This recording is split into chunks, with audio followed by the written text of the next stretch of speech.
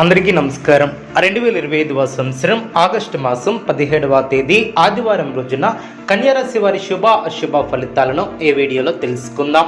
మొదటిసారిగా మా ఛానల్ చూస్తున్నట్లయితే లైక్ చేసి సపోర్ట్ చేస్తారని ఆశిస్తున్నాం. ఈ వీడియో చూసే ముందు ప్రేక్షకులకు చిన్న విన్నపం.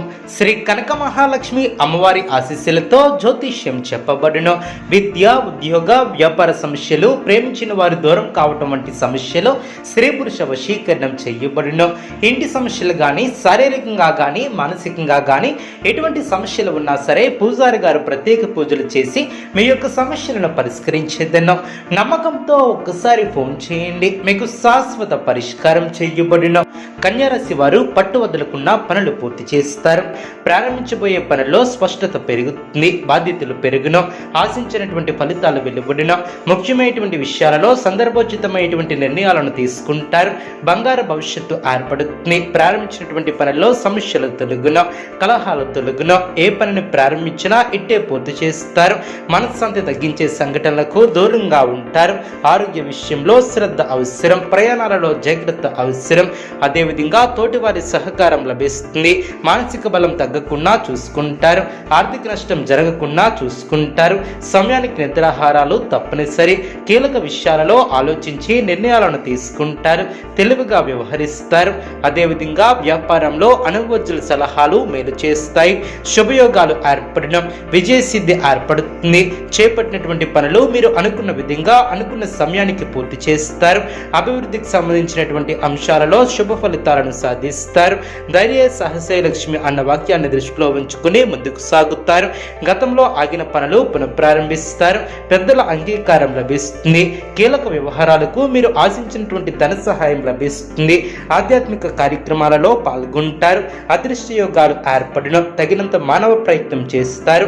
బాధ్యతాయుతంగా వ్యవహరిస్తారు. సమాజంలో మంచి పేరును సంపాదిస్తారు. సన్నిహితుల నుంచి అవసరానికి సహాయ సహకారాలు అందున చేపట్టినటువంటి వ్యవహారాలలో కార్యసిద్ధి ఏర్పడుతుంది. ఆదాయం సంతృప్తికరంగా సాగున బంధుమిత్రులతో శుభ కార్యక్రమాలలో పాల్గొంటారు. మండు బాకీలను వసూలు చేస్తారు. వృత్తి ఉద్యోగాలలో అనుకూలత ఏర్పడుతుంది. ధన వస్తు వాహన లాభాలు ఏర్పడిన ఉద్యోగమున అధికారులతో చర్చలు ఫలిస్తాయి. సోదరుల నుంచి ధన సహాయం లభిస్తుంది.